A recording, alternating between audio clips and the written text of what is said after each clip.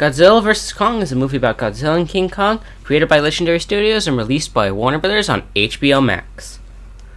I was pretty hyped for this movie. I loved King of the Monsters and the 2014 original, thought the trailers looked pretty cool, and after March turned out some pretty good high-profile movies, I was hoping that GVK would be a fun kaiju action movie, and it was that. I'm still very frustrated with it. Because on the one hand, this movie has some of the best stuff in any of the recent Godzilla movies, but on the other hand, it has some of the worst, most cliche things in a science fiction movie ever.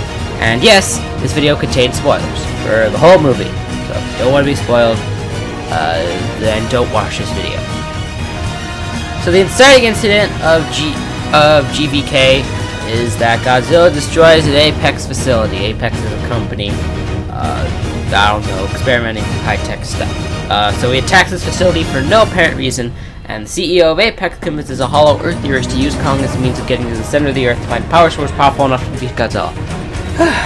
Meanwhile, Maddie, one of the protagonists from King of the Monsters, investigates Apex with the help of her friend Josh and a conspiracy theorist named Bernie in order to find out what Apex did to provoke Godzilla, as they believe Godzilla wouldn't attack a place unprovoked. On the side of compliments for this movie, I actually thought the relationship between this girl and Kong was actually pretty good. I understand their connection, and I have no trouble believing that they have a How to Train Your Dragon-like bond. It's heartwarming and interesting. It just doesn't help that the rest of the plot and the first half of this movie is very, very boring. The first fight between Godzilla and Kong was kind of lackluster, despite the director's best efforts to show us Godzilla. The two appear quite small in several wide shots, which is even more embarrassing when you consider King of the Monsters always portrayed the Titans as hulking, godlike entities. Also, the humans need Kong to show them to the center of the Earth, and it feels like that journey was rushed. We get from Kong's encampment on Skull Island to the center of the Earth very quickly. The Zionist convinces Monarch to remove him from the enclosure. There's that first underwhelming fight scene. Kong loses, they fly into Antarctica, we cross through the tunnel, and we're here. Now, one wonders why that is the case. Why, in an almost 2-hour movie, is the least amount of time spent on the journey to the center of the Earth. And the reason for this is that the other plot in this movie is here. And this is the biggest problem with this movie. The Apex subplot, where a trio of people led by Maddie investigate the Apex company, is bad. It's very, very bad. I'm not gonna lie, whenever we cut back to them, I wanted to punch clean through my TV. It's every boring conspiracy theory, nut job cliche we've seen before. We have the protagonist who's dead set on finding the truth, the side character, a black side character no less, who believes in lizard people. And of course we have our obligatory wet blanket who makes a bunch of comments about how they shouldn't be there and doing all this stuff's bad and blah blah blah. It's so cliche and tropey, I could not get invested even for a second. And unfortunately, even though the Kong to the center of the Earth stuff was obviously way better, it still wasn't good enough that the movie could hold my attention. Thankfully though, once the mystery is revealed and we're introduced to Mecha Godzilla, oh yeah boy, the movie suddenly turns on. Kong finds this dope-ass axe made from a Godzilla spike that has the energy of one of Godzilla's nuke blasts, and the bad guys use that energy to power their Mecha Godzilla. Then Godzilla shoots a big hole through the center of the Earth to taunt Kong. Kong climbs up the hole and the final battle begins. The final fight is actually yeah, it's really good. The choreography highlights the two strengths. The lighting of Hong Kong highlights the CGI very well, and no cuts to the humans means you just get this balls-to-the-walls fight scene in full.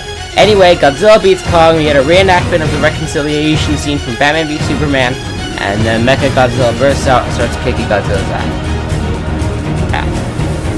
I will say I actually do like the origin of Mecha Godzilla in this movie.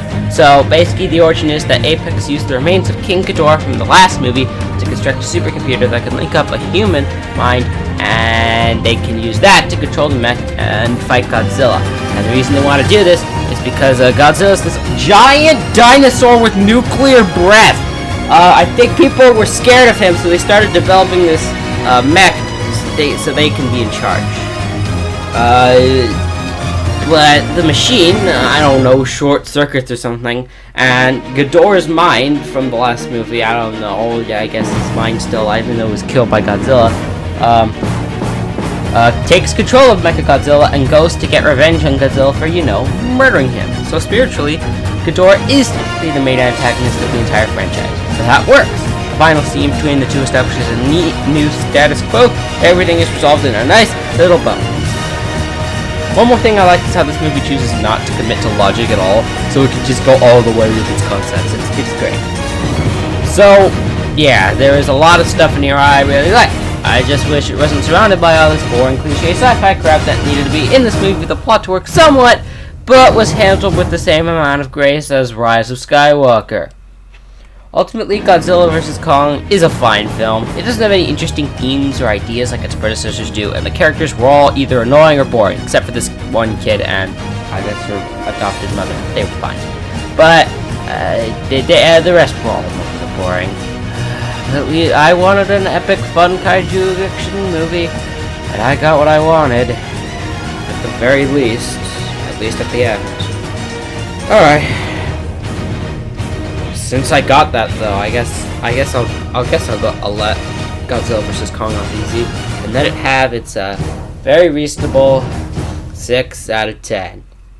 Alright.